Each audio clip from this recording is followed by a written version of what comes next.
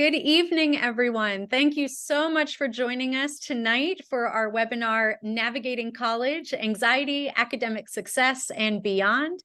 My name is Jenna. I am a tutor manager, and executive function coach here at Applerouth. And I am so delighted to have joining me tonight, Dr. Jed Applerouth, the founder of Applerouth Education, and Scot Marken, the CEO of Ed Redefined. We've got a really great evening for you all. I'm so excited. And if at any point during the presentation there's something that you're wondering about, please feel free to drop that question in the Q&A. We are deliberately holding about 10 minutes at the end for your questions, so please put them in throughout the presentation. We will be so excited to get to them. So first off, Applerouth, our why we're here. Our core belief is that when you change students' self-beliefs, you change their lives, you change what they are capable of doing. And so Scot Marken, our guest speaker this evening, has spent more than 20 years supporting individuals with disabilities. He's the founder and CEO of Ed Redefined, which I'll introduce in a second. And he's the former CEO of nonprofit organizations focused on mental health and developmental disabilities. He's a frequent speaker on college mental health and neurodiversity issues. He's a member of IECA, HECA, the College Autism Network, NAMI, the Autism Society, CHAD, and Learning Disabilities Association, and he has some very personal experience as the parent of 2 college-age students with anxiety, a mood disorder, depression, autism, ADHD, learning differences, and/or speech and language disorders. So Ed Redefined is a national educational consulting firm that supports students with mental health issues, autism, ADHD, and learning differences with their college plans and experience. So there's a real strong emphasis on mental health needs especially. And this includes college readiness assessments, college search and applications focused on fit, accommodations, which are so crucial for students with mental health or learning disability needs, finding mental health providers, which can be an adventure all on its own, college deferrals and withdrawals, analyzing the mental health continuum of care in communities, and gap years. And of course, we are joined today by Dr. Jed Applerouth. If you have attended any of our webinars in the past, you are hopefully very familiar with his work. Jed is a teacher and educational innovator. He's a nationally certified counselor with a PhD in educational psychology, and Jed has researched student cognition, memory, motivation, and learning strategies to enhance the pedagogical strategies of Applerouth Education. I think that he expertly merges his counseling and educational insights into a highly effective and original method for preparing students for academic success. And he has had a large hand in the emphasis on the mental strategies behind high-stakes testing that really motivates a lot of Applerouth tutors. So without further ado, Jed, take it away. Let's jump in. All right, so the first few minutes is kind of giving a primer background, talking about anxiety, and it's important we define terms. And anxiety, it's this sense of fear, nervousness, apprehension about what's coming, things in the future. You're here now, but you're afraid of what's going to be in the future. Next slide. And we all experience some anxiety. It's natural. But one of the things I want to focus on is, our language. And, we have stress, we're a little nervous, we're fearful, but that's very different from clinical anxiety, debilitating, functionally impaired anxiety.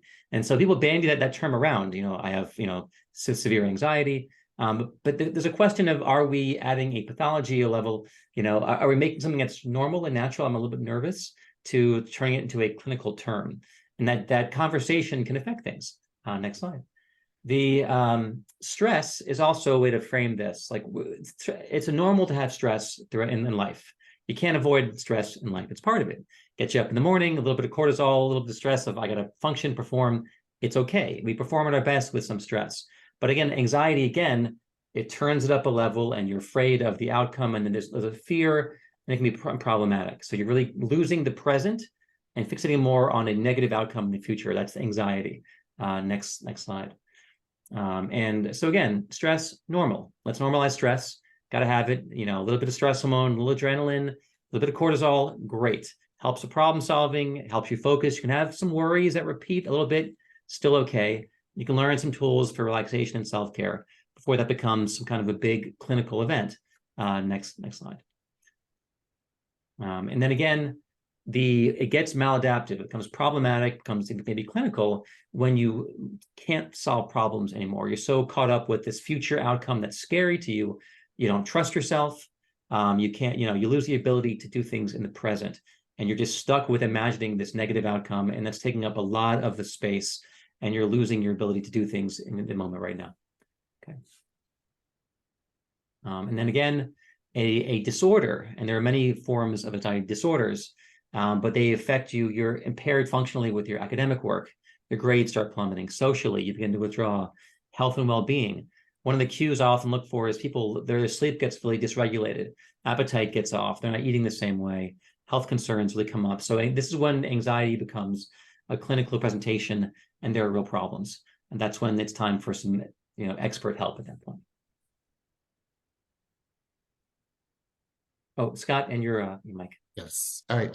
Thanks, Jed. So first of all, thank you for inviting me to be here with you. And I just did want to add something about my own personal background in addition to what you read, particularly as it relates to tonight's topic, is that I am someone with anxiety. And I like to share that because I think, the more that people talk about mental health issues, the less stigma, and it's just part of who somebody is. So mental health in college is, it's an issue that is something I'm very passionate about. I'm very passionate professionally, I'm very passionate personally, and I'm very passionate when I see what's happening right now in society. We have had a growing mental health crisis for quite some time now. And on top of that, everything that happened with COVID exacerbated that. And also at the same time, put it at the forefront so that people are talking about it in a way that they have not before. There's a lot of surveys that are out there, and you probably are not surprised to hear that mental health struggles are one of the top or the top stressor for college students. I've actually also seen stats that says mental health issues for students is one of the top issues that keep college presidents up at night. So that's also sort of not surprising, but it does say a lot. So in terms of students getting at accommodations in college, traditionally people think of accommodations for academic reasons such as learning differences or maybe ADHD, but mental health disorders are now actually the top reason at most colleges why students are requesting accommodations. And we'll talk about that afterwards. And also, I really want to point out, if you look at the last bullet here, that the ratio of college mental health therapists to students is 1 to 1,000. Okay, just think about that. So it means that colleges are not providing the vast majority of mental health support for students, and what they were able to provide, well, hopefully a high quality, is limited. And I found that colleges are really rethinking what is their role with mental health. They know it's very important. They know it's important to the student's success, but they're not in the mental health business. They're in the educational business. So it's something that is continually developing and hopefully for the better. Next slide, please.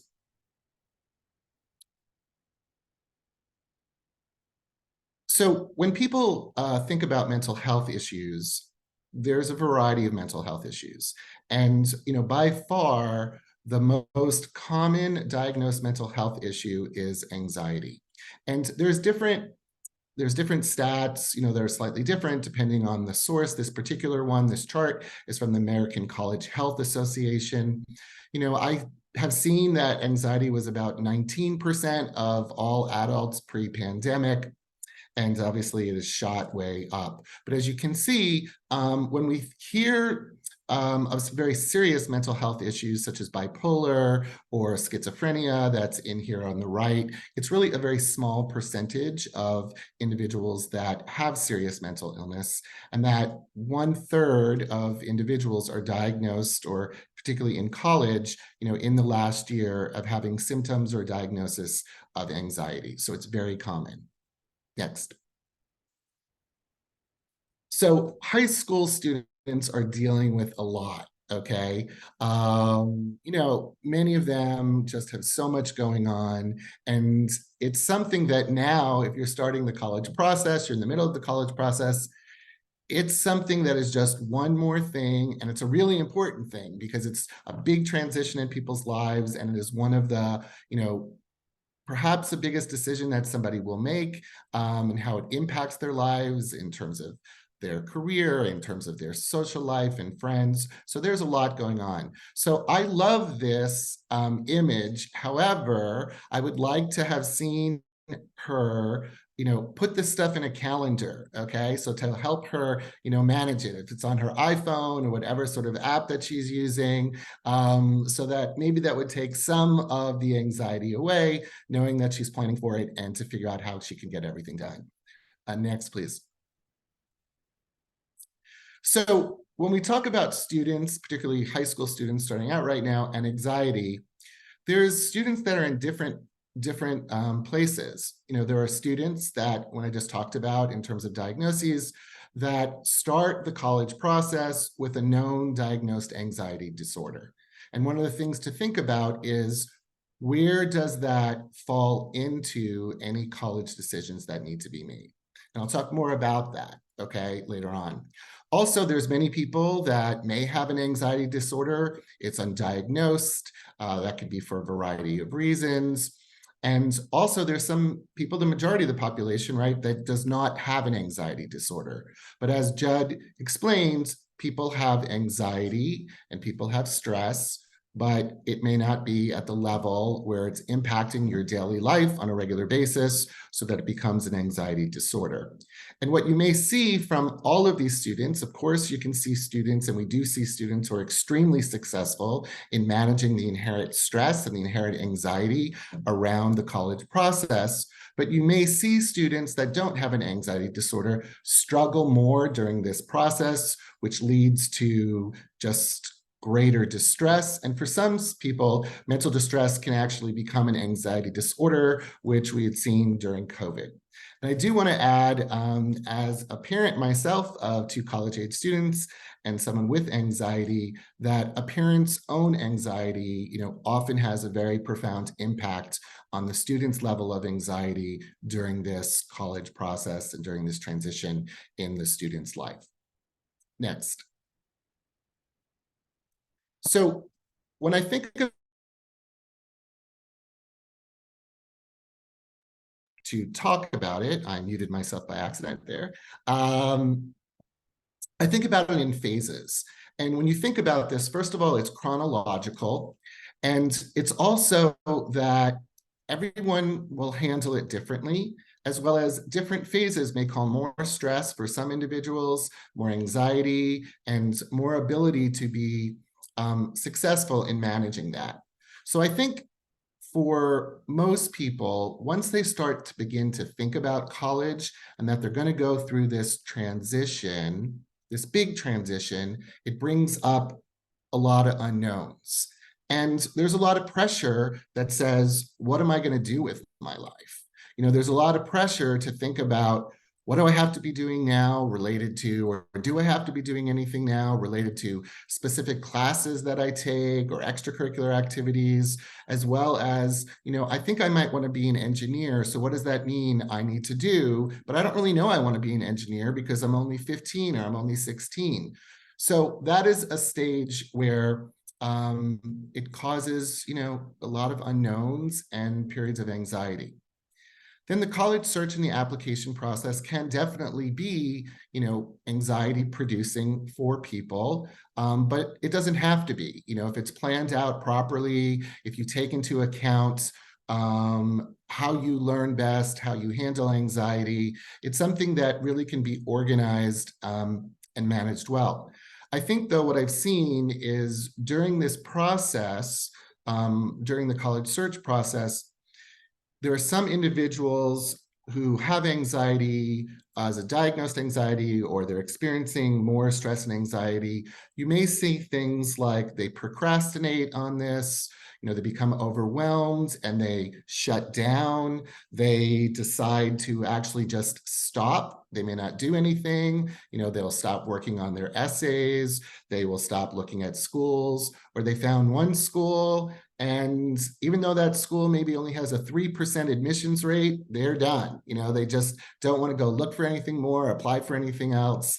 And you need to take that into account if you're someone who's working with a student, if you are a student of where you're at, and of course, if you're a parent. and help the student to go manage that and be aware that these are some of the things that you might see. Then, you have a bit of a lull. You've applied for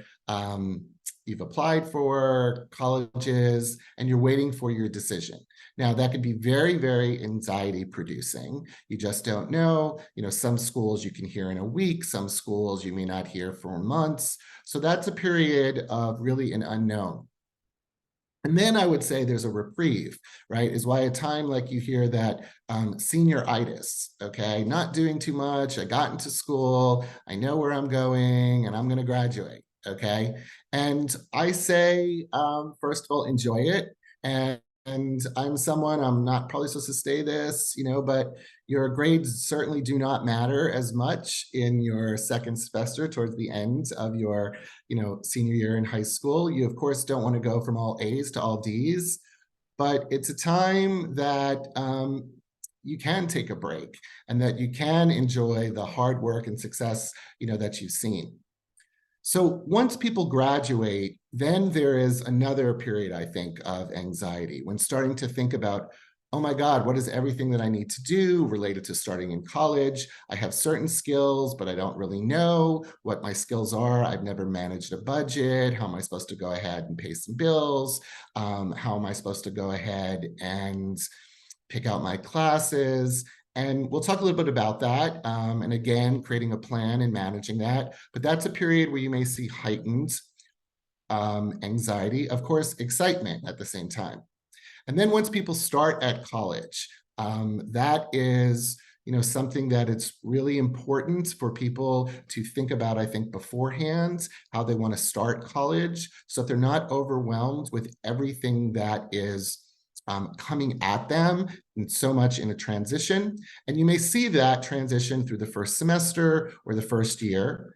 And hopefully, you've adjusted well, you like where you are. And then it's about, anxiety that will take place, in college that you'll start to see also in your adult life. Again, some management of your, daily living, some, management around anxiety around academics, choosing your classes, meeting with your professors. What do you want to do now about a career? Do you want to go ahead and have internships?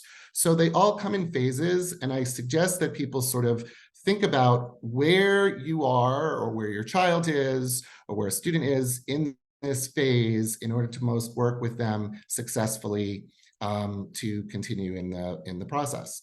Next, please.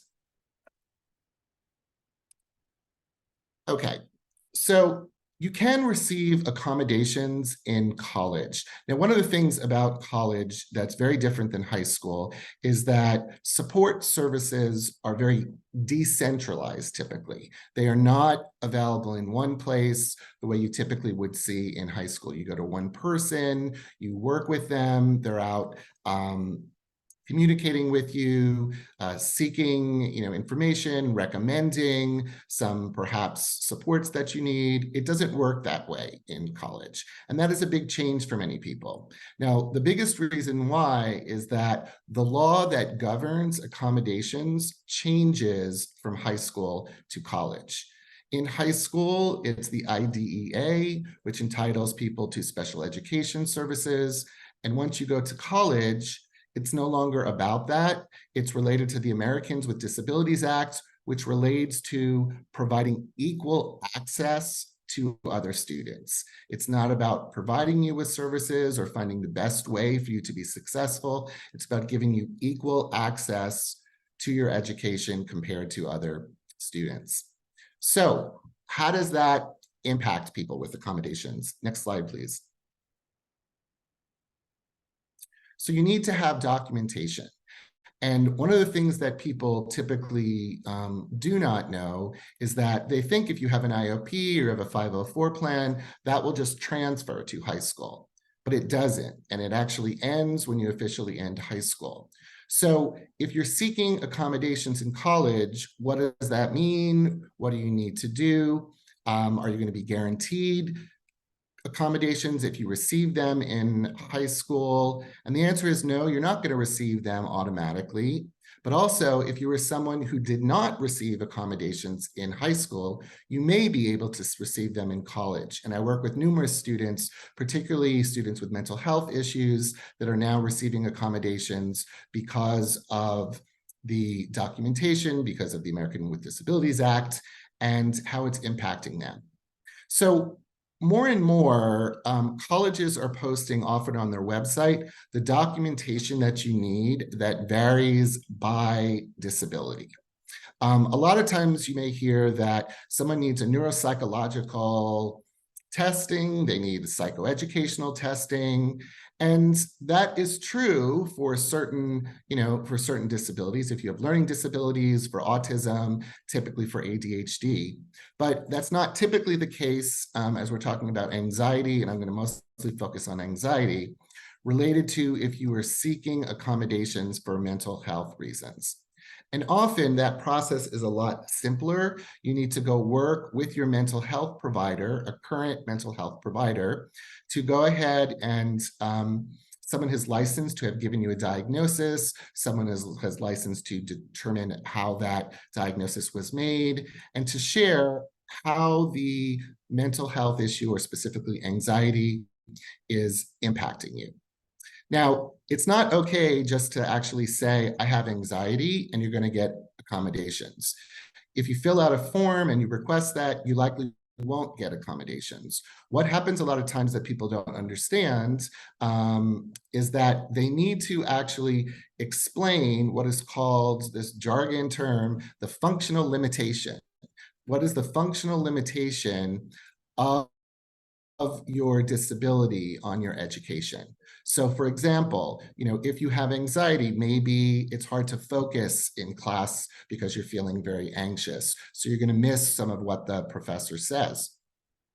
Or the time period when you need to go choose classes and sign up for classes is very challenging for you. And that is going to, impact and cause heightened symptoms for you related to your diagnosed anxiety. So what you need to do, again, is to explain how it's impacting your education. Next, please. So for individuals who have an anxiety disorder, of course, it's different based on every single person. Again, talking about their accommodations, but here are some sample accommodations that are fairly standard that somebody can often get in college.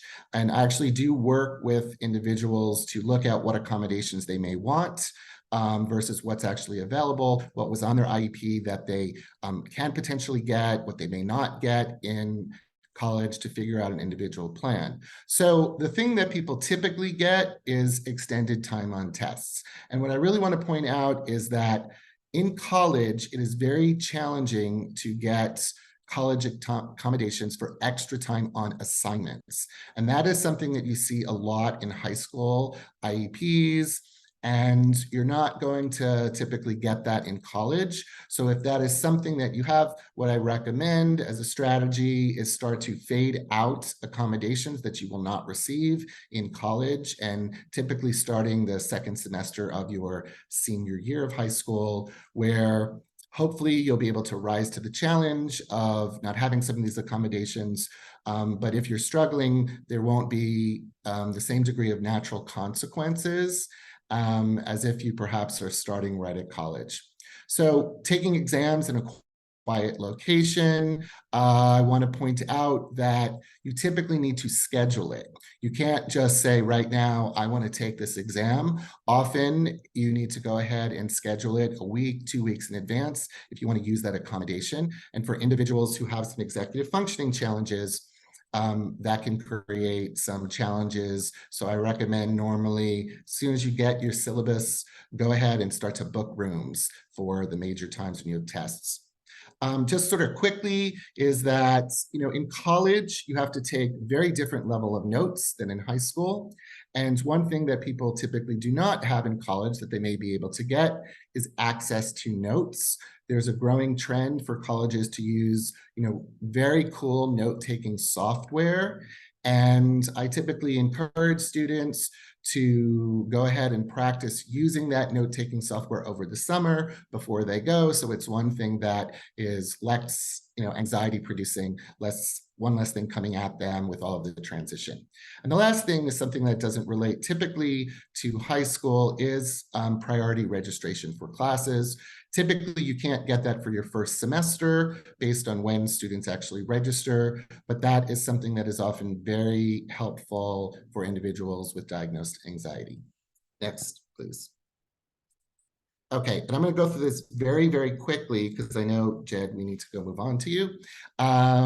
So there is a definite process of how you receive the accommodations. And I want to point out that it is based on the student taking the lead, not the parent, the student taking the lead and self-advocating. You need to go through a formal process to register, and only about half of students that actually qualify for accommodations decide to register. So if you do potentially qualify, my recommendation is to apply, and if you get them, you could decide you don't want to use them, but it's easier to set them up before you go to college and then use them or not use them versus figuring out, I'm having a lot of challenges and now it's going to take me several weeks in order to go request accommodations and go through that process if they are approved. And in terms of accommodations, if you're thinking about IEP, in this case, rather than an annual meeting, the student typically needs to renew the accommodations every single semester. And again, for some individuals with some executive functioning challenges, really important to go ahead and think about how you're going to do that, because sometimes students will end the semester, they're done with finals, say in December, in their mind, they're out of there, they're on their break, and they come back and their accommodations, are no longer in effect. And they're no longer receiving the notes, they're no longer receiving the exact time on tests. They could get it again, they just need to sort of go back. But it's best, to go ahead and make sure you do it before the semester ends. So with that, we'll move on. All right, thank you, Scott. And so we're going to pivot, take a few minutes talking about test anxiety, which is a subset of anxiety. Next slide. And I tend to move quickly as well. The prevalence is fairly prevalent. About 6 in 10 kids experience this anxiety some of the time. About a quarter of kids experience this all the time. So if you have some anxiety before a big final or an AP exam or an SAT, you are in good company. Next slide. The prevalence of test anxiety increases as you go through high school into college, as there are more exams, more assessments, and also they tend to count more. So elementary, test anxiety is about 10%, middle school, about a quarter of kids, by high school, about a third of kids.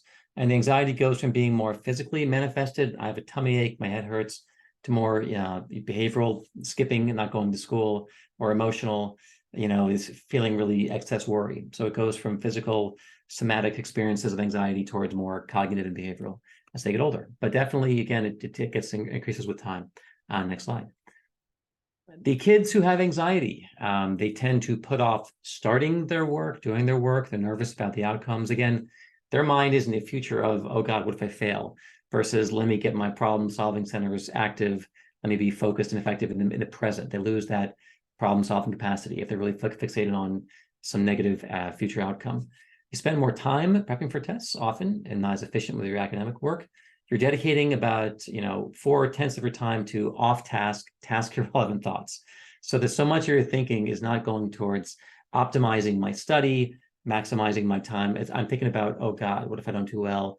And then this happens and this happens, this whole domino effect, this circular thinking, which gets this rumination gets too much and you're losing your energy towards your task at hand. You end up performing lower on your assessments, on your APs, on your SATs, and so forth, in the midterms and finals. And then that can show up as then kids seem less motivated, or they have a hard time concentrating, but anxiety may be underpinning some of that challenge with concentration and so forth. Next slide. Now, any test can be perceived as a threat, and that threat can grow. It can be something, this is an opportunity or a challenge versus this thing can hurt me.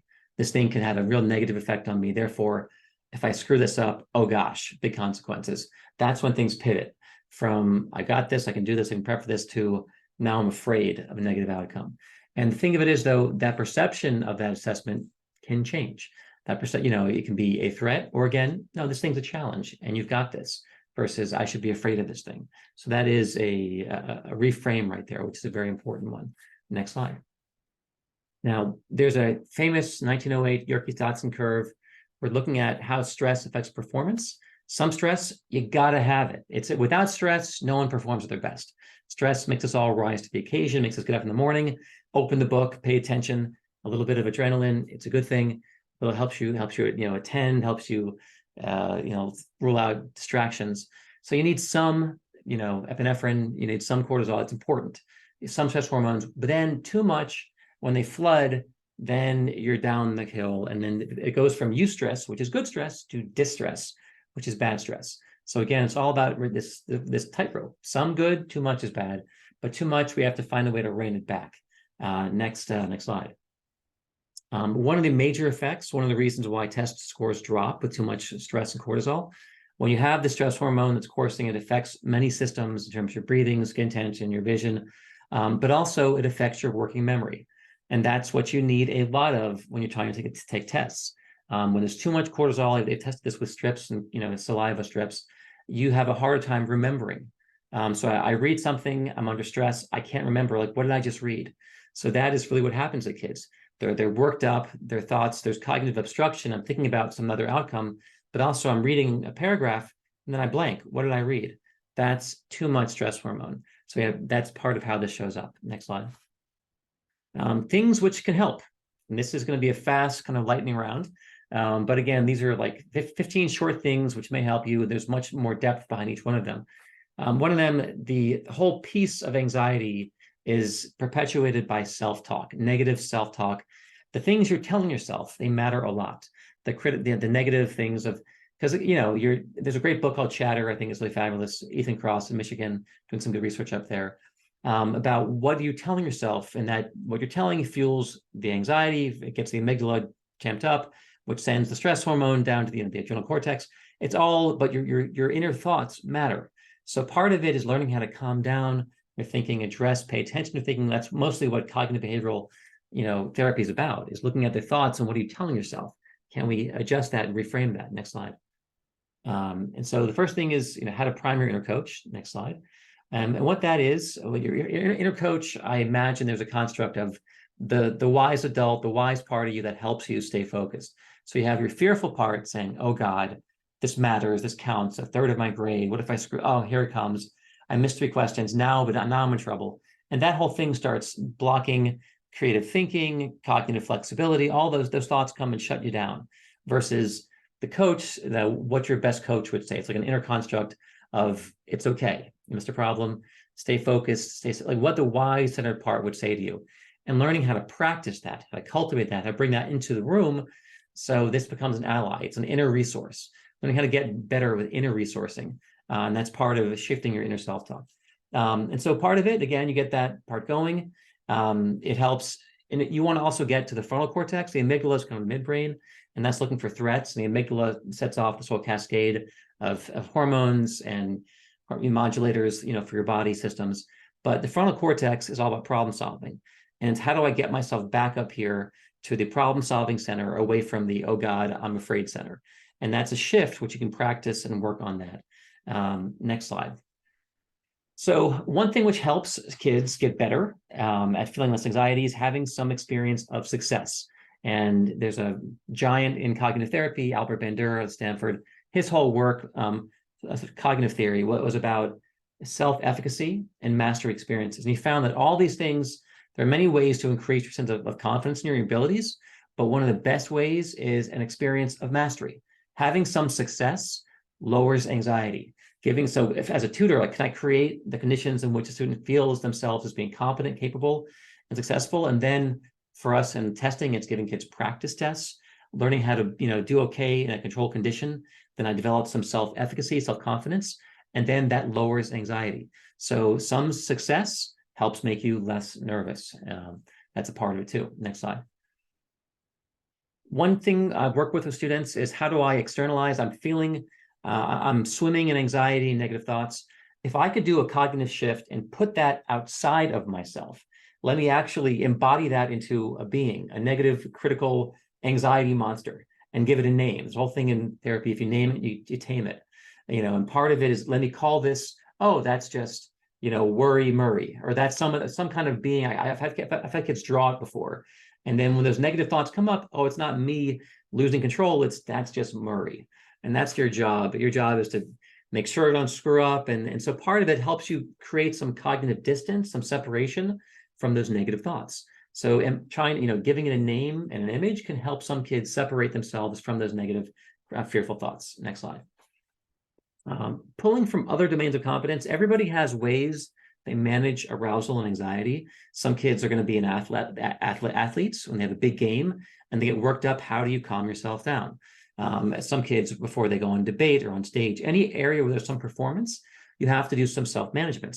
And so part of it is, before this test or exam, is there anything else I do in some other domain of my life where I calm myself down before I go out, whether it's deep breaths, whether it's playing certain music, whether it's something to tell myself, whether it's going for a run. And if you can bring that to the academic domain, it's important that skill over can help you. Next slide. The body. I'm huge on integrating the body. To me, the body is somatic, the integration of the body and the mind, they're the one and the same. So it's mind and body, emotions, there's three legs. And you can work with the body, embody cognition of the body as a source of stress, container for stress. If you can work the body angle, that can help you lower your levels of arousal as well. So next slide. One thing I like to do, very simple. You've seen some people on the Olympics doing this, where they're tapping certain points on their body. And there's a lot of evidence and research that the body, certain nerve systems are tied to arousal and calming ourselves down. And a simple thing, I saw a therapist do this for, like very basic tapping techniques. Type in emotional freedom technique tapping, and you can watch videos on this. Very simple, very easy. There's research. It actually helps people with PTSD and other things. Next slide. And here are the points, just really quick. You can tap 7 times. You can tap your hands, like, the side of the eyebrow, under the eye, under the nose.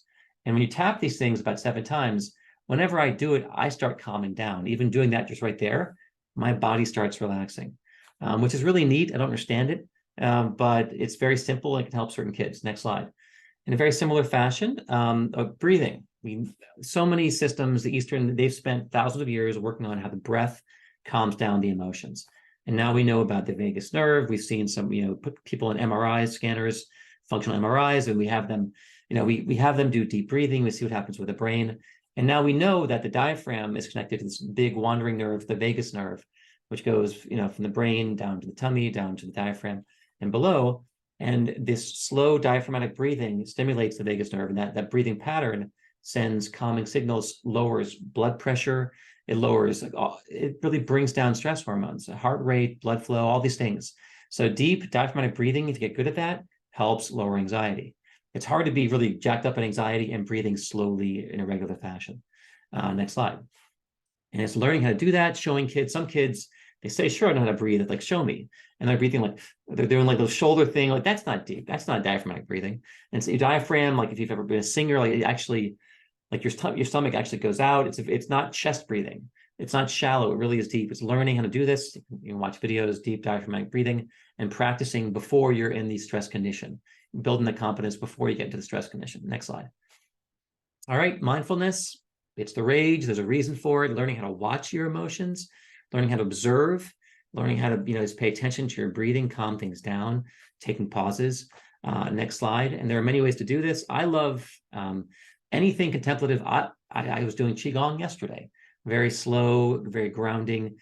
There's yoga, there's Qigong, there's Tai Chi, there's all these things.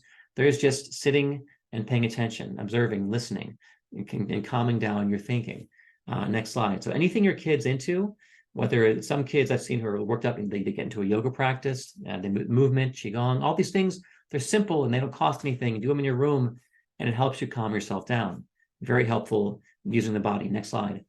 One thing, again, the body, some running, getting, if you do cardiovascular exercise for 30 minutes, bam, you're going to pop your endorphins, endogenous morphine. It calms down pain levels, pops serotonin, dopamine. It also suppresses cortisol, which is a stress hormone. So exercise is one of the best things for stress, one of the best things for addiction, one of the best things for depression. Moving our bodies helps us. We're physical beings. We have to use our bodies. Next slide. Then going for a run helps a lot of people calm themselves down. Next slide. And then sleep. If you're anxious, if you're worked up, sleep is everything. Because if you're not getting enough sleep, you're going to be on a hair trigger. You're going to have a hard time with emotional regulation. Teens need sleep. And if you're taking too much caffeine late, too much digital stimulation, watching too many screens late, it's going to affect your sleep. Your phone should be nowhere near your room at night. That should be charging in the kitchen somewhere else. Taking a bath at night, calming down, music. But if your sleep is off, anxiety is close to follow. Next slide. Nature is helpful. Even looking at nature, hearing sounds of nature, being outside. There's research on this in terms of how it affects our whole system. It calms us down. Next slide.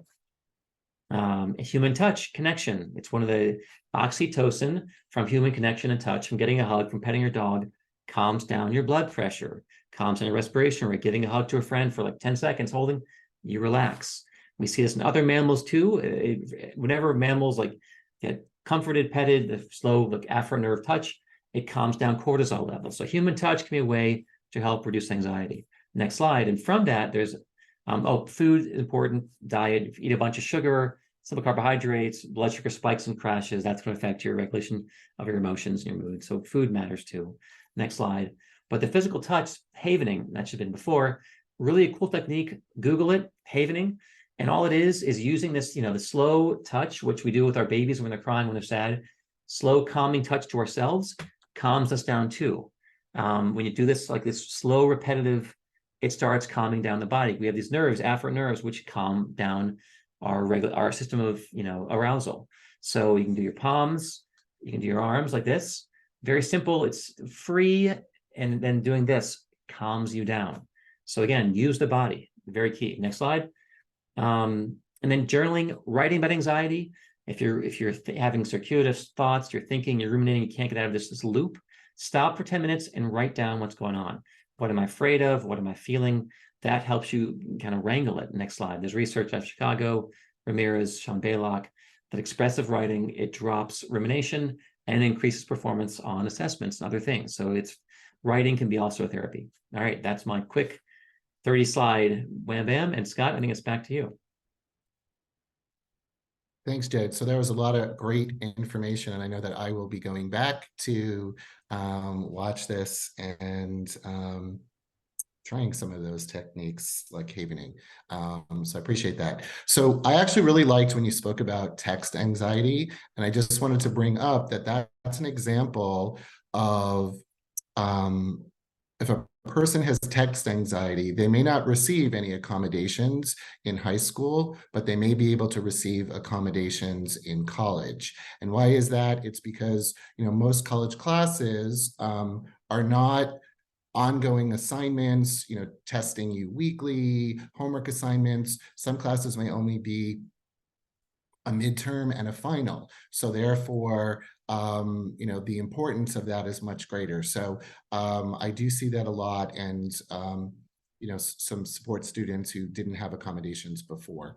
So next, please. Nope. Okay. Perfect. Okay. So we want to leave time for questions. So I'm going to go over some of this kind of quickly. But here are some suggestions from my experience, focusing on what a student can do when they are finishing high school until they get to college, students with anxiety. So first of all is, don't forget that you're still in high school, and really try to remain present, because there's a lot of really wonderful things that happen towards the end of school, memories that are made, and you want to be part of that. The other thing I'd suggest is that you cannot register with disability services to seek accommodations until you commit to a college. So I'd suggest that you do that as soon as possible. May 1st is the National Commitment Day. So usually schools will allow you to start to do that sometimes in May. It could be earlier in June, but that's something you want to do so that you have everything set up and ready to go before you start school. So one of the biggest things that I have seen that's really important, I think, for student success with the transition is to make a plan for your mental health treatment. And I'm going to talk actually now, if we can go to the next slide, please, Jenna, and I'll then come back to this slide. Okay, so there's a lot of misunderstanding in terms of the availability of treatment at college and what is available, what can be done, what can't be done. And one of the biggest things is that if a student is seeing a therapist right now locally, and they really like that therapist, and they're hoping that that therapist can continue on with them when the student goes to college, particularly out-of-state college, that's not necessarily true. So that's often people's plan. I'm just going to go continue with the therapist. But licensing to be a therapist is state by state. And for the most part, if you are a social worker, the therapist will not be able to provide cross state lines. They have to be very specifically licensed in those states. If you are a psychologist, there is more ability to do that. It's not actually like reciprocal agreement, but there's something called PSI-PACT, which I think right now it might be up to 37. It's the high 30s of states in which a psychologist can apply to and become part of PSI-PACT, which enables them to provide treatment in those states that are part of PSI-PACT. And then the treatment is going to, very likely, unless you live in the DC region where it's how close Maryland is to Virginia. I know people don't always want to go over the bridge, but just generally, Maryland bridge to Virginia. But for people who are nationally, or they're not in states where they can go ahead and do it, it's going to be remote therapy. And the remote therapy may or may not work for students. It may or may not work for the particular student. And it may not work that the therapist wants to go ahead and do that. So it's really important to go have a plan. And the first thing is to speak to your local therapist. Next slide, please. So I want to talk for a couple minutes about mental health support at college. So as I said before, colleges are not in the mental health business, and they're trying to figure out how can they best support students and how can they not. And there's a lot of things that are really wonderful, excellent resources, but what they don't typically do is they are not a place for ongoing weekly therapy. There are some colleges that offer typically short-term 5 to 6 sessions. Sometimes they'll say it could be 15 sessions in a year. But the big thing is that if you're somebody who needs ongoing weekly therapy, that is likely not the solution for you, because number one, they're not open when school is not open. So how are you going to go ahead and do that? Sometimes people may go back to their previous local therapist and see if the therapist would work with them during the summer. But often you need to go ahead and find another therapist who's at the local level. And you can get a lot of times from the counseling center, a referral list. But often it becomes an issue then of payments, because the counseling center is, usually free. And then if you're now going to a private mental health provider, one, do they have availability? Is it a fit for you? Because it's really important that it be a fit between you and the therapist. And how is it going to be paid for? One of the biggest challenges, I have a workshop related to hidden costs for students with disabilities in college, and specific to mental health. If you live somewhere where you can see a therapist fairly easily who's in network with your insurance, but you move to somewhere else where it's really difficult to do that, the cost of getting mental health treatment has just skyrocket. So that's important to think about. There's also been some trends. One of the biggest trends is that colleges, since they only provide short-term counseling sessions, have been contracting with national third-party online telehealth companies. And those individuals who work there, their therapist, again, they're actually specific to whatever state is where their license is where they're going to be able to provide the therapy to a student. But It's something that is working for some students, but if you're someone who has significant mental health issues, I find, I can't say this for sure, that some of the therapists are less experienced that are on some of those telehealth platforms versus finding therapists. But again, super important to go ahead and know. And Jenna, can you just go back to the other slide, I think, too? I just want to sort of end with a couple of things, is that if you are someone who has anxiety, I think there's things you can do during the summer to go ahead and help you manage your anxiety and help with the transition once you get to school.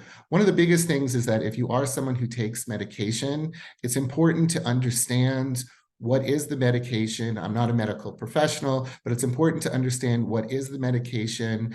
Sometimes I see students that will say, my mom sticks a blue pill next to my cereal every morning, and I take it.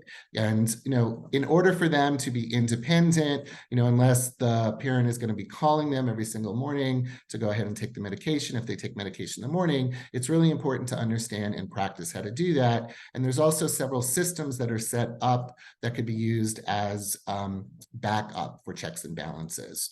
One of the other things is where I see that there's challenges when students transition to college is they're going from a school environment that is very structured. They're in classes, perhaps 8 to 3 p.m., going class to class. And college is not like that.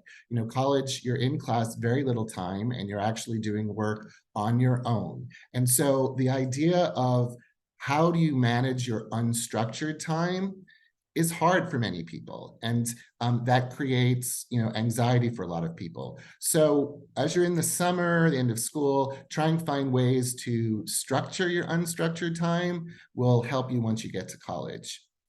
And then also, I just want to say that self-care, Jed, you spoke about this, the importance of self-care, and what is meaningful in terms of what works for self-care is different for each person. So if you don't know what works best for you, practice different things, go back and watch this recording and go to, the many ideas that Jed shares so that you will have self-care as part of your life, and not just that you know what works for you, but that you make sure you regularly practice it.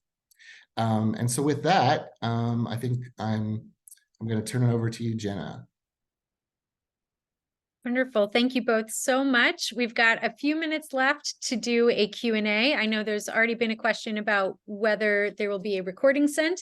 We will be adding this recording to our YouTube channel, so you'll be able to share it with anyone that you like and come back and watch it as many times as you'd like. I know there's a whole bunch of things that I'm already dying to try out with some of my students.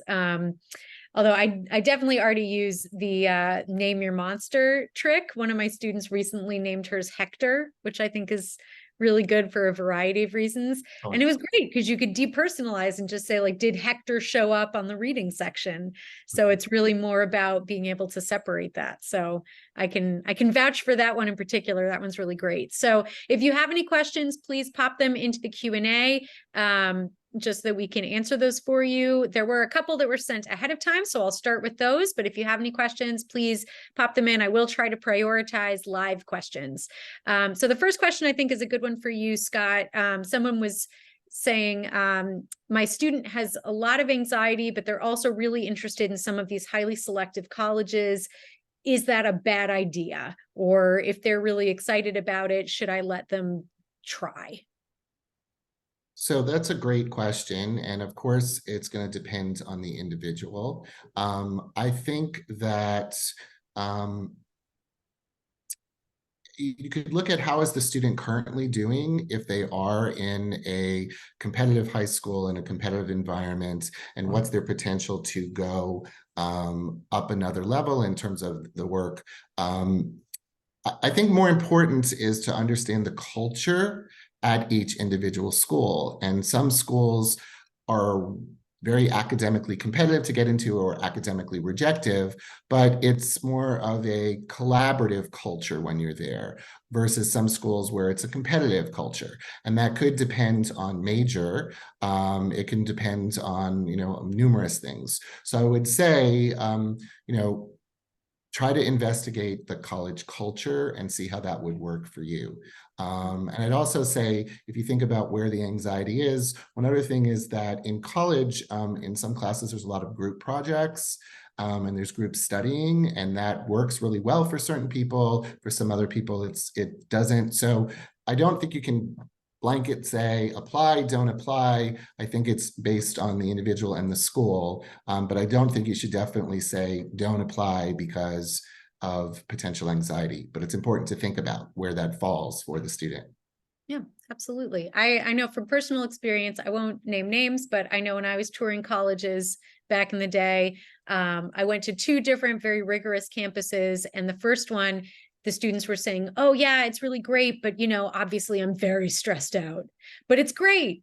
And I just, I went to a very challenging high school, and I could just tell that was going to be way too stressful of an environment for me. I went to a different, very rigorous school, and all the students, they were like, yeah, the classes are challenging. And then we go out and do pancakes for Parkinson's. And then we've got this really fun, costume party. And I just thought like, oh, that's going to suit the rigor that I'm looking for without negatively affecting my mental health. So I absolutely agree. Not all rigorous schools are the same. Those are great examples. So yeah. Absolutely. I'll let you know which schools they were later, Scott. okay. All right, Jed, this is a good question for you. I think it's not completely related to anxiety, but what are the suggestions you would give for a person who is struggling with a particular class and wants to drop out of that course? My ego sometimes gets in between it and causes me to stress more over it. And the degree of struggle is what matters. I mean, the part of it, I'm going to look at performance in terms of how you're doing in that class versus the other classes, historic performance. If you're typically an A student and you're getting a D in the class, that's one thing versus, am I close? It's just really hard. Are you squeezing out other things, activities? Is it dominating the energy and time? And so everything else gets 40% in this one class gets all of that. And then like, what are your options in terms of your ability to take the class again? Take it over the summer to pivot to where it's not going to be, so dominant in your schedule. I've seen kids do that. They downshift. They take it later at an easier time. So I'm not averse to dropping down, and yet you have to manage your ego. If you're going to feel like that's going to really, really have an honest dialogue with yourself about that, what it's going to mean if you step that back. Is it I'm waving the white flag, or is it, what, this is strategic. I'm pivoting and I'll do better later, and I'll be able to do better on my other classes if I make this shift with strategy. So if it's intentional and you feel like this is, the right move, talk to someone who knows you and get some context, and also just really have an honest discussion of where you are, where that class fits and how it's affecting you. Because sometimes the right answer is let's downshift now. Sometimes the answer is put in place other supports, get some help, get some tutoring, find some way to make it more manageable, and then power through. So I've seen it go both ways, depending upon, the degree of pain from that class. And if you think you actually could bring it up and make it work with more resources and more support. Awesome. Thank you. All right. We've got a rush of really great questions. Scott, I know you're going to do a wonderful job with this one because I've heard you speak on this specific topic. But if you mention that you have mental health issues such as OCD, does that put you at a disadvantage? This person would assume that colleges would rather recruit students with no mental health problems. Sure. So that's a great question. We could do an entire workshop. Actually, I do, right, related to college applications. So first of all, it's important to understand that you do not need to disclose anything on a college application if you do not want to. Very specifically, it's done so that people are not discriminated against as they previously may have been. With that said, deciding to disclose is very different these days. There's definitely, first of all, much more of an acceptance of mental health issues, particularly among the generation who are applying to college. And also, what I encourage people to do is to think about, is there a reason that it may make sense to disclose if or it may not. Like, for example, if you're someone, we're talking about anxiety, but I'm just going to talk about, because I said OCD. If you were someone that has OCD and, it was very challenging for you one particular semester, you were typically an A student, and now you went ahead and you've gone down to mostly C's, a B, D's, etc. Explaining that as part of an application, and there are many places to do it, often makes sense. It's still a very personal decision, but because it's sort of a hole in your application, and that colleges are going to make their own determination of what does that mean. So I usually suggest to people that they own the narrative. But just saying it, some people also want to share because that's important who they are. They've become an advocate. I know a particular student with OCD, who really struggled, had high school avoidance, very successful now in college, and is an advocate, out there. And so he wants to go ahead and share that information. And the other thing is that applying for accommodations is totally a different process related to the applying for college admittance. Okay, so again, a very individual choice, but it's very common now that people are discussing it, and a whole separate conversation around whether you do or do not want to have that as an essay topic. For sometimes people may use that, saying they want to share about how they've overcome particular challenges that they have. But you can also put it in other parts of an application and use an essay to share something totally different about yourself for colleges to get to know you. So it's really individual, and looking at what's the strategy that works best for that particular student. Wonderful. All right. I know we're over, but there's just so many good questions. So I think I'll end with this one. And this I'll throw back to you, Jed. I'm a high scoring student, always have been, and many times I have leveraged my worth on my grades and success, which leads to lots of anxiety. How have other students managed this kind of stress? Yeah, if you hang your identity on one attribute, whether one skill, or whether it's I'm the great lacrosse player, or I'm the smart one, or I'm this, there's a level of fragility in that, when your entire identity and self-worth is tied to performance in one domain. And part of it, like, the athlete, like, what happens if they get injured? What happens if you get a B or a C? Then suddenly your whole self-concept can crumble. And so I think in terms of what you have to do is not tie your entire identity on performance in one area. And you have to learn to get to know yourself, make it less about performance. The more performance oriented, external, I need validation, I'm the smart one, you all see it. That's a very tough place to live. So I think part of it is learning how to decouple your identity and self-worth from your performance, and also needing less external validation, which means getting to know yourself better, getting to like yourself more without, needing external feedback and reinforcement and validation of you're so smart. And, I'm worth something because I'm this. And finding a way to get to know yourself, which comes from, I don't know, like, grades are good. And if you get a good grade, pat in the back, well done. But if you don't go into a shame spiral. Find a way to make it okay to have failures. You're going to have setbacks and failures, to normalize that, and learn how to embrace and accept that, versus going into I suck, I'm worthless because I didn't maintain this level of performance.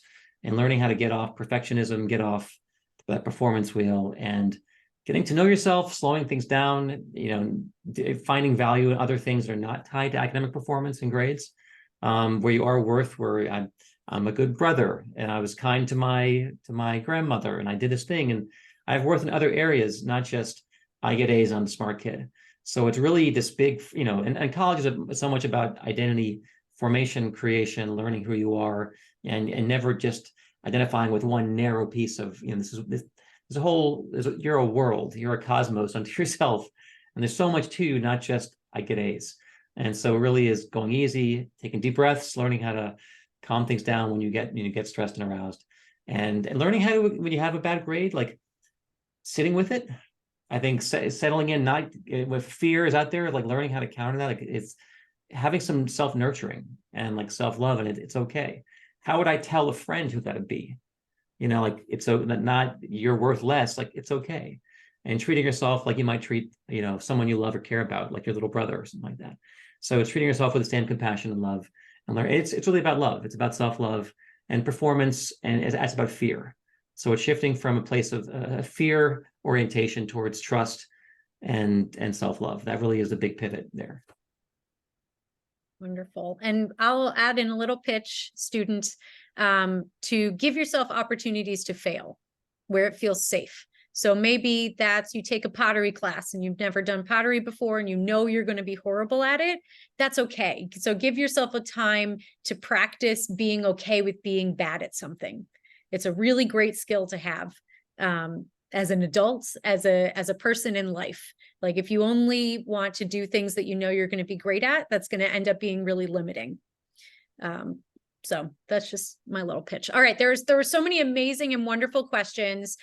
You can always reach out to us at info@applerouth.com if we didn't answer your question and you'd love to chat with somebody. You can also get in touch with Scott directly here at Ed Redefined LLC. We've got his email address, his website, phone number, very, very reachable. I know that there were some pretty specific questions in there as well we didn't have time to get to about like what kinds of accommodations there are for OCD. What do you do if your student has been to college for 1 week and is already back at home? So those are all really wonderful questions to ask Scott, because he's definitely the expert on a lot of those.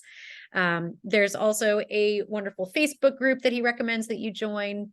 Yeah, can I just jump in? It's actually my Facebook group. So I co-moderate a Facebook group, and it's a lot of great, free resources. It's a community of people sharing, and I co-moderate with two other wonderful people who specialize in physical disabilities and chronic health, and I'm typically the mental health person. So please go ahead and join us. Fantastic. And if you have someone in your life where you're thinking they need a little bit more support when they're in school, whether that's managing their anxiety or managing, avoidance of studying, we do have executive function coaching here at Applerouth. You can uncover your growth areas and strengths with our mind print assessment, get your custom coach match, and get your custom coaching plan. So you can talk with us directly at the phone number right here, or schedule a 15-minute time to talk via Calendly. Thank you all so much for joining us this evening. It was really absolutely wonderful. Thank you so much to Scott and Jed for spending your time with us, and have a wonderful evening, everyone. Good night.